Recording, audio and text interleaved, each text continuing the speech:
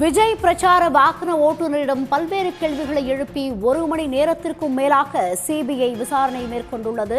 கரூர் கூட்ட நெரிசலில் 41 பேர் உயிரிழந்த வழக்கில் விஜய் பிரச்சார வாகன ஓட்டுநரிடம் சிபிஐ கடந்த 1 மணி நேரத்திற்கும் மேலாக பல்வேறு கேள்விகளை எழுப்பி விசாரணை மேற்கொண்டு வருகிறது. கூடுதல் விவரங்களுடன் செய்தியாளர் பிரகாஷ் இணைகிறார். பிரகாஷ், விவரங்களை பதிவு செய்ய.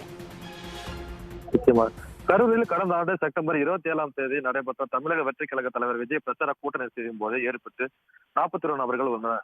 100க்கும் மேற்பட்டவர் காயமடைந்தனர். இந்த சம்பவம் தொடர்பாக உச்சநீதிமன்றம் உத்தரவின்படி சிபிஐ அதிகாரிகள் தீவிர விசாரணை மேற்கொண்டு வருகின்றனர்.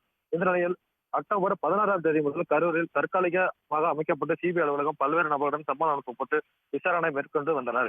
இந்த நிலையில் இன்று கரூர் தாந்திரமலை பகுதியில் அமைந்துள்ள தற்காலிக சிபிஐ அலுவலகத்திற்கு விஜய் பிரச்சாரத்திற்கு பயன்படுத்தப்பட்ட வாகனம் கொண்டு வரப்பட்டது. சிபிஐ அதிகாரிகள் மற்றும் தடவியல் துறை அதிகாரிகள் அந்த வாகனத்தின் உள்ளும் வெளியும் சென்று நுட்பமான ஆய்வுகளை மேற்கொண்டனர். குறிப்பாக வாகனத்தின் மேல் விஜய் நின்று பேசிய இடம் மற்றும் பேருந்து முழுவதும் அளவீடு செய்யும் டேப் உதவியுடன் நீளம், அகலம் உள்ளிட்டவை இன்ச் பை இன்ச்சாக துல்லியமாக அளவீடு செய்தனர். மேலும் பேருந்து ஓட்டுநரை விஜய் அமர்ந்ததாக கூடப்படும் இடத்தில் அமர வைத்து பிரச்சாரத்தின் போது கூட்டத்தில் வாகனத்தை எப்படி இயக்கினீர்கள், எத்தனை மணிக்கு வந்தீர்கள் உள்ளிட்ட பல்வேறு கோணங்களில் விசாரணை மேற்கொள்ளப்பட்டது.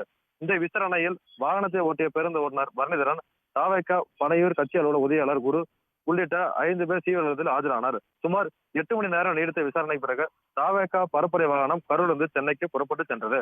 குறிப்பாக சிபிஐ விசாரணைக்கு தேவைப்பட்டால் மீண்டும் ஆஜராகும்படி அதிகாரிகள் கூறியுள்ளதாக தகவல் வெளியாகியுள்ளது. மேலும் வருகின்ற 12ஆம் தேதி தமிழக வெற்றி கழக தலைவர் விஜய் டெல்லி சிபிஐ அலுவலகத்தில் நேரில் ஆஜராக சம்மன் வழங்கியுள்ளது குறிப்பிடத்தக்கது.